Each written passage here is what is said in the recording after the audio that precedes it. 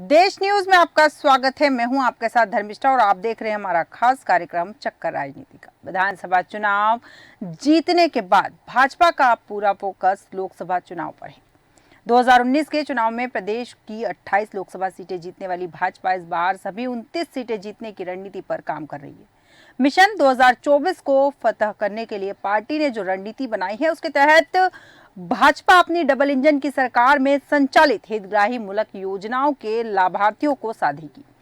इसके लिए पार्टी ने सांसदों, विधायकों और अन्य जनप्रतिनिधियों को जिम्मेदारी दी है। दरअसल प्रदेश में लाडली बहना योजना, प्रधानमंत्री उज्ज्वला, प्रधानमंत्री आवास योजना, आयुष्मान योजना, संबल सहित अन्य योजनाओं में करोड़ों हितग्राही लाभान्वित हुए हैं।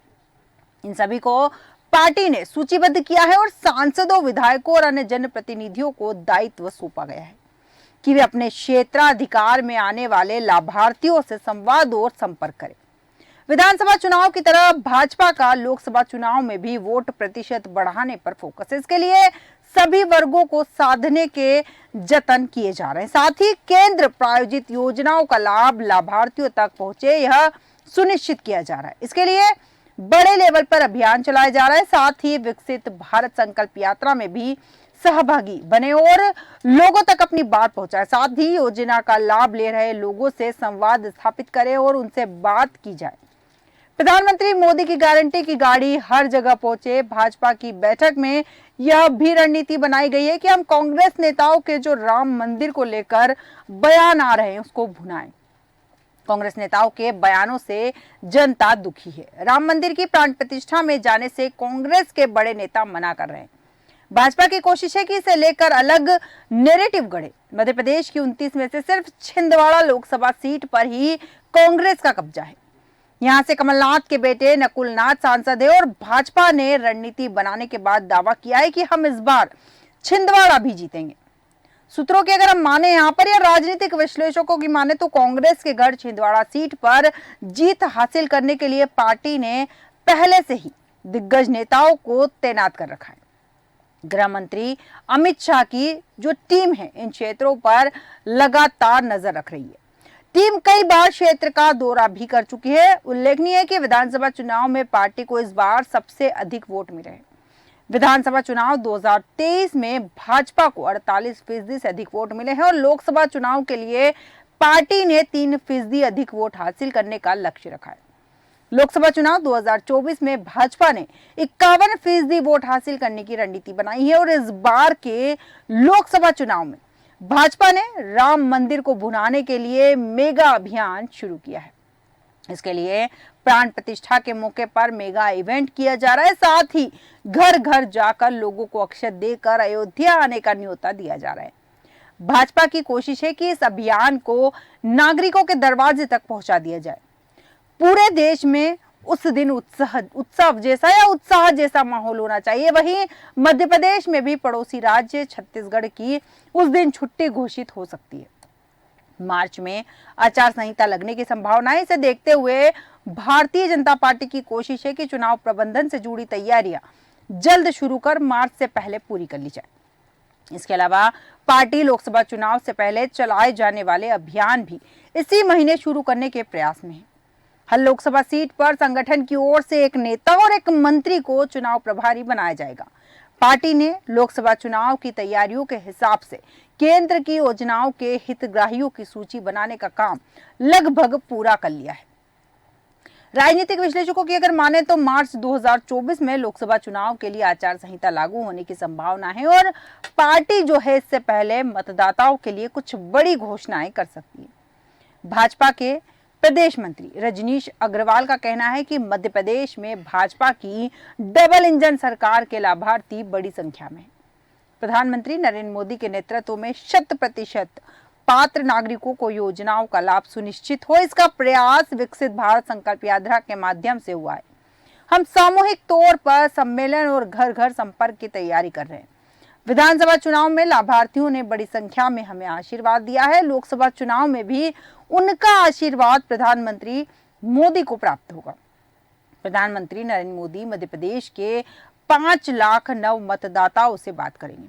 25 जनवरी को प्रदेश के हर विधानसभा में 2 कार्यक्रम होंगे और भारतीय जनता युवा मोर्चा राज्य के 460 स्थानों पर यह कार्यक्रम आयोजित करेगा।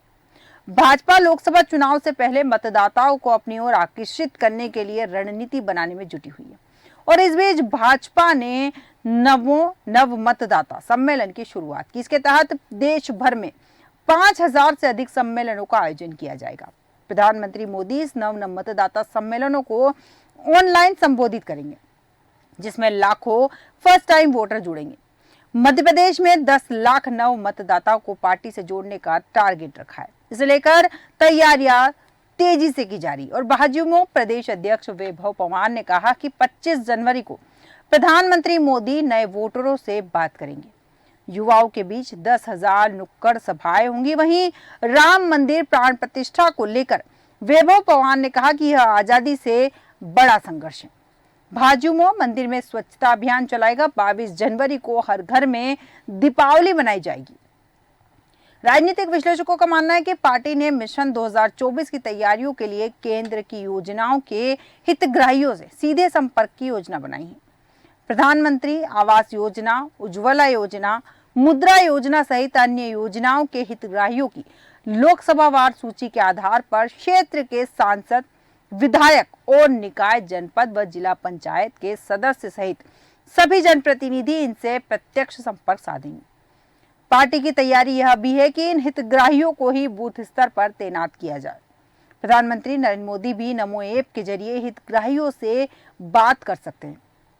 पार्टी की तैयारी है कि लोकसभा चुनाव के लिए प्रत्याशी भले घोषित न हो, लेकिन जनवरी अंत तक हर संसदीय क्षेत्र में चुनाव कार्यालय प्रारंभ कर दिए जाने चाहिए। हर लोकसभा क्षेत्र में एक लोकसभा चुनाव प्रभारी संगठन की ओर से तैनात किया जाएगा। इसके अलावा भाजपा सरकार के एक मंत्री को भी लोकसभा क्षेत्र की जिम्मेदारी सौंपी जाएगी। पार्टी नेताओं के मुताबिक 5 राज्यों के विधानसभा चुनाव परिणाम अनुकूल आने से कार्यकर्ताओं में उत्साह का माहौल है, लेकिन अब इस जीत की खुमारी से निकलकर लोकसभा चुनाव में जीत सुनिश्चित करनी है। विधानसभा चुनाव में प्रचंड जीत मिलने के बाद भारतीय जनता पार्टी ने लोकसभा चुनाव 2024 की तैयारियां शुरू कर दी और इस बार मध्य प्रदेश की सभी 29 लोकसभा सीटों को जीतने के लिए प्रधानमंत्री नरेंद्र मोदी और गृह मंत्री अमित शाह राजनीतिक मोर्चे पर सक्रिय हैं।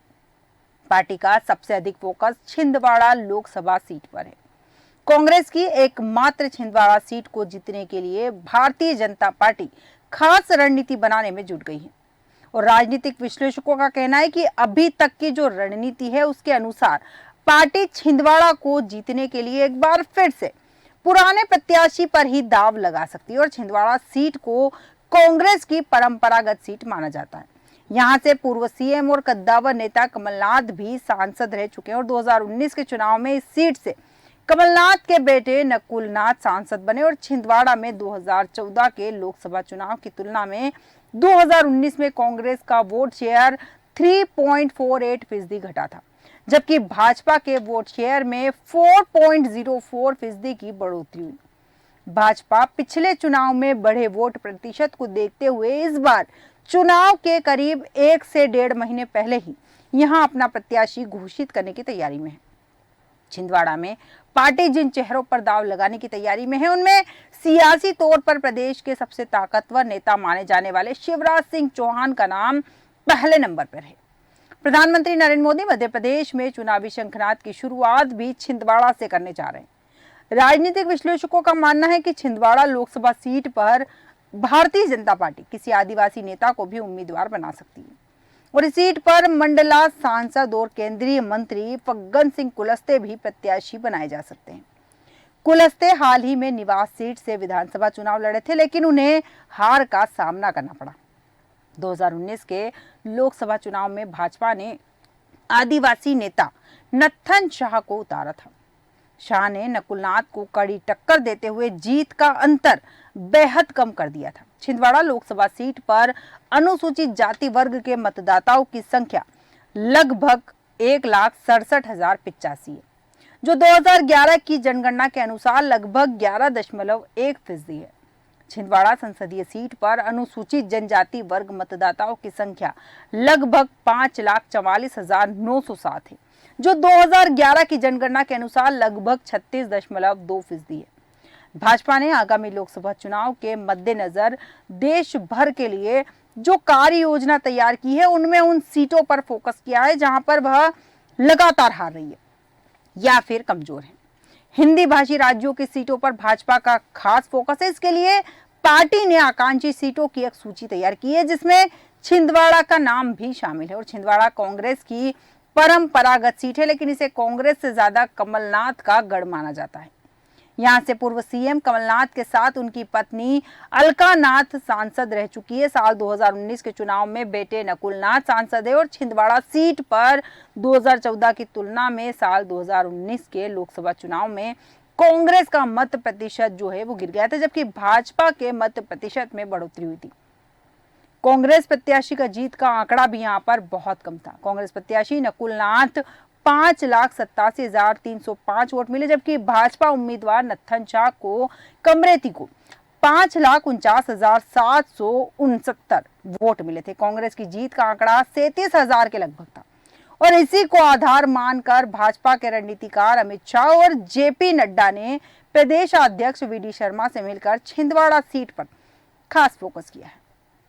पार्टी की तैयारी यह है कि किसी बड़े चेहरे को चुनाव लड़ाया जाए। तैयारी यह है कि अयोध्या के नए मंदिर में रामलला के विराजमान होने के बाद प्रधानमंत्री मोदी छिंदवाड़ा से मध्य प्रदेश में लोकसभा चुनाव का आगाज करें।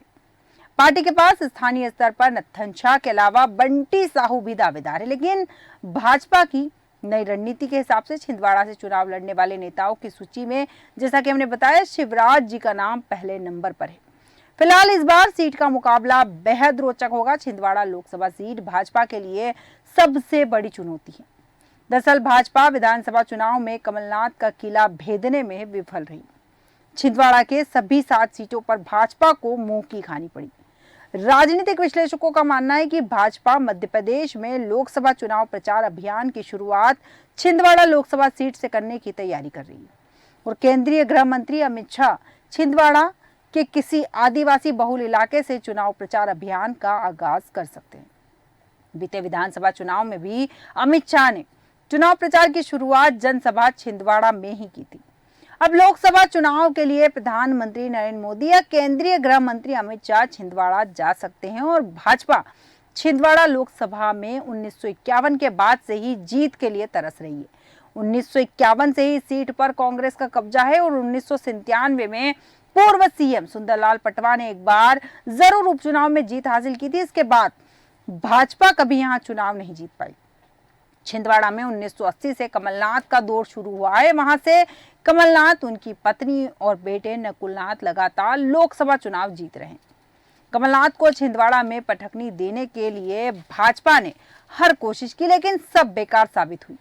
हालांकि 2019 के लोकसभा चुनाव में भाजपा ने कड़ी टक्कर दी थी। नकुलनाथ को 5,87,305 वोट मिले थे। वहीं भाजपा के उम्मीदवार उनसे काफी कम वोट से हारे हैं। वोटों का अंतर बहुत कम था। इससे पहले मार्जिन जो था 1 लाख से अधिक वोटों का रहा। भाजपा ने 2019 में हारी हुई लोकसभा सीटों पर विशेष ध्यान देने की कार्य योजना के तहत कई केंद्रीय मंत्रियों को अलग अलग राज्यों की लोकसभा सीटों की जिम्मेदारी दी है। छिंदवाड़ा लोकसभा सीट की जिम्मेदारी केंद्रीय मंत्री गिरिराज सिंह को दी गई है। सिंह ने विधानसभा चुनाव से पहले कई बार इस सीट का दौरा भी किया और इसके अलावा कार्यकर्ताओं की बैठक भी ली, लेकिन चुनाव में नतीजा कांग्रेस के पक्ष में ही आया। केंद्रीय गृह मंत्री अमित शाह भी खुद इस सीट का विधानसभा चुनाव के दौरान कई बार दौरा कर चुके हैं। भाजपा ने 2019 में हारी हुई लोकसभा सीटों पर खास फोकस कर कार्य योजना तैयार की है। इसके मद्देनजर केंद्रीय मंत्रियों को अलग अलग लोकसभा सीटों की जिम्मेदारी सौंपी गई है। छिंदवाड़ा की जिम्मेदारी केंद्रीय मंत्री गिरिराज सिंह को सौंपी गई। सिंह की गिनती केंद्रीय मंत्री अमित शाह के करीबी नेताओं में होती है और उनकी छवि भी हार्डकोर हिंदुत्व की है। सिंह कई बार छिंदवाड़ा का दौरा भी कर चुके हैं और विधानसभा चुनाव में मिली जीत के बाद भाजपा अब लोकसभा चुनाव की तैयारी में जुट गई है। पार्टी ने तय किया है कि लोकसभा चुनाव के लिए प्रत्याशी का चयन सर्वे कराकर किया जाएगा। इसमें नाम आने पर ही टिकट के लिए संबंधित के नाम पर विचार होगा और भाजपा सूत्रों के अनुसार पार्टी यहां एक तरफ वर्तमान सांसद की कार्य प्रणाली को लेकर सर्वे करवा रही है, वहीं दूसरी तरफ क्षेत्र में सक्रिय नेताओं का नाम भी पूछ रही है। जिसको जनता का अधिक समर्थन मिलेगा उसको ही लोकसभा का टिकट दिया जाएगा। दरअसल विधानसभा चुनाव से मिली बड़ी जीत के बाद भाजपा ने अब पूरा फोकस लोकसभा चुनाव पर कर लिया और इस बार पार्टी प्रदेश की सभी 29 लोकसभा सीटों को जीतने की रणनीति पर काम कर रही है। ऐसे में पार्टी दमदार और लोकप्रिय नेता को टिकट देना चाहती है। इसके लिए नमो ऐप के माध्यम से सर्वे कराया जा रहा है। सर्वे में लोगों से पूछा जा रहा है कि क्या आपके सांसद लोकप्रिय हैं, क्या मैदान में सक्रिय नजर आते हैं, क्या आप उनके कार्य व्यवहार से संतुष्ट हैं? अगर नहीं है तो उन 3 नेताओं के नाम बताइए जो आपके संसदीय क्षेत्र में सक्रिय और लोकप्रिय हैं। सर्वे शुरू होने के साथ भाजपा के मौजूदा सांसदों की धड़कनें बढ़ने लगी। ऐसा इसलिए कि उन्हें इस बात का डर सता रहा है कि लोकसभा चुनाव में उनके टिकट पर कैची चल सकती है। सर्वे के लिए प्रधानमंत्री मोदी सरकार ने 12 सेक्टर तय किए हैं और इसी आधार पर जनता से सांसदों के कार्य क्षेत्र के बारे में रेटिंग ली जा रही है। और सर्वे की खास बात यह है कि जनता से पार्टी के उन 3 नेताओं के नाम भी पूछे गए जो जनता के बीच लगातार सक्रिय हैं, उनके सुख दुख में साथ देते हैं और केंद्र व राज्य सरकार की योजनाओं का फायदा आम लोगों को दिलाने में मदद करते हैं। सर्वे के कारण मौजूदा सांसदों की नींद उड़ी हुई है और कई सांसदों ने अपने कार्यकर्ताओं, मित्रों और रिश्तेदारों के जरिए सर्वे का फॉर्म भरवाने का काम शुरू कर दिया। मकसद यह है कि खुद की परफॉर्मेंस को बेहतर बताया जा सके। अगर सर्वे में बेहतर रिकॉर्ड सामने नहीं आएगा तो टिकट पर तलवार लटकना तय है। पार्टी सूत्रों की माने तो सर्वे के सवालों से यह बात साफ हो गई है कि विधानसभा चुनाव की तरह लोकसभा में भी कई दिग्गजों का विकेट भी गिरने वाला है और कई दिग्गजों की जगह भी बदली जाएगी। सर्वे के आधार पर सांसदों का रिकॉर्ड तैयार किया जाएगा जो आगे चलकर टिकट बंटवारे का बड़ा आधार बनेगा। माना जा रहा है कि यह सर्वे प्रत्याशी चयन की कवायद है। विधानसभा चुनाव परिणाम के अनुसार छिंदवाड़ा में कांग्रेस मजबूत है, वहीं कई लोकसभा सीटों पर भाजपा और कांग्रेस के बीच कड़ा मुकाबला होने के आसार है। प्रदेश में कुल 29 लोकसभा सीटें हैं और 2019 के चुनाव में पार्टी ने 28 सांसद जीतकर लोकसभा पहुंचे। छिंदवाड़ा एकमात्र सीट है जहां पर कांग्रेस प्रत्याशी को सफलता मिली है। छिंदवाड़ा से नकुलनाथ सांसद हैं और वो पूर्व सीएम कमलनाथ के बेटे हैं। 2023 के विधानसभा चुनाव में भी कांग्रेस का पलड़ा यहां भारी रहा। छिंदवाड़ा लोकसभा में कुल 7 विधानसभा सीटें आती है और सभी पर कांग्रेस के विधायक हैं। केंद्र की सत्ता का सेमीफाइनल माने जाने वाले मध्य प्रदेश विधानसभा चुनाव में भले भाजपा ने सुनामी के साथ जीत हासिल की हो, लेकिन लोकसभा के फाइनल मैच में कुछ ऐसी सीटें हैं जो भाजपा के लिए चुनौती साबित हो सकती है। विधानसभा चुनाव परिणाम के लिहाज से देखा जाए तो प्रदेश की ऐसी 5 लोकसभा सीटें हैं जहां पर कांग्रेस का वोटिंग परसेंटेज या मत प्रतिशत बढ़ा है। खास बात यह है कि भाजपा के 2 सांसद भी विधानसभा का चुनाव हार गए। हारने वालों में सतना सांसद गणेश सिंह के साथ केंद्रीय मंत्री फग्गन सिंह कुलस्ते भी शामिल है और भाजपा इस बार प्रदेश की सभी 29 लोकसभा सीटों पर कमल खिलाने का दावा कर रही है। विधानसभा चुनाव के आंकड़ों के अनुसार मुरैना लोकसभा सीट पर भाजपा को खासी मशक्कत करनी होगी, क्योंकि मुरैना लोकसभा में श्योपुर, विजयपुर, जोरा, मुरैना, अंबा में कांग्रेस को बढ़त मिली है। सबलगढ़, सुमावली और दिमनी में भाजपा जीती है। मंडला लोकसभा में भी जीत की राह आसान नहीं है। मंडला लोकसभा में कुल 8 विधानसभा सीटें हैं। कांग्रेस को बिछिया, निवास, डिंडोरी, केवलारी और लखनादौन में जीत हासिल हुई, जबकि गोटेगांव, शाहपुरा और मंडला में भाजपा जीती है।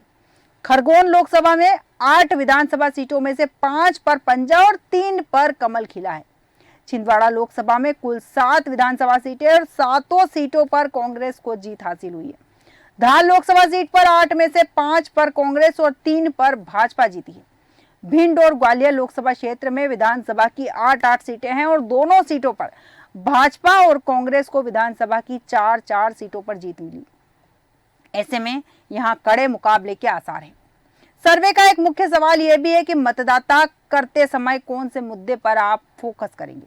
पार्टी सूत्रों की माने तो मुद्दों को लेकर जनता की ओर से दिए जाने वाले सुझावों को आधार बनाकर पार्टी अपना चुनावी कैंपेन या प्रचार तय करेगी और लोकसभा चुनाव को लेकर आने वाले भाजपा के घोषणा पत्र में भी जनता के सुझावों की झलक देखने को मिलेगी। मोदी सरकार की ओर से जनता से ये भी पूछा जा रहा है कि पिछली सरकारों की तुलना में हमारी सरकार का काम कैसा है और हमारी सरकार से भविष्य को लेकर आप कितने आशावादी हैं। बड़े सवाल हैं सर्वे के अंदर और विश्व में भारत के बढ़ते कद पर आप क्या सोचते हैं। मोदी सरकार की किन किन योजनाओं का लाभ आपको मिला है और राज्यों की सरकारों का कितना लाभ आपको प्राप्त हुआ है। अंतिम सवाल ये भी है कि आप भाजपा को वोट देने का इरादा रखते हैं या नहीं। ये तमाम सवाल सर्वे में पूछे जाएंगे जनता से और साफ है ये कि सवालों के साथ जाना जाएगा जनता के मन में क्या है और उसी के आधार पर तय किया जाएगा आगे की पार्टी की रणनीति। फिलहाल टारगेट है 29 लोकसभा सीटें। अब देखना दिलचस्प होगा कि भाजपा की रणनीति कितनी कामयाब होती है। हमारे आज के खास कार्यक्रम में इतना ही। बने रहिए देश न्यूज के साथ।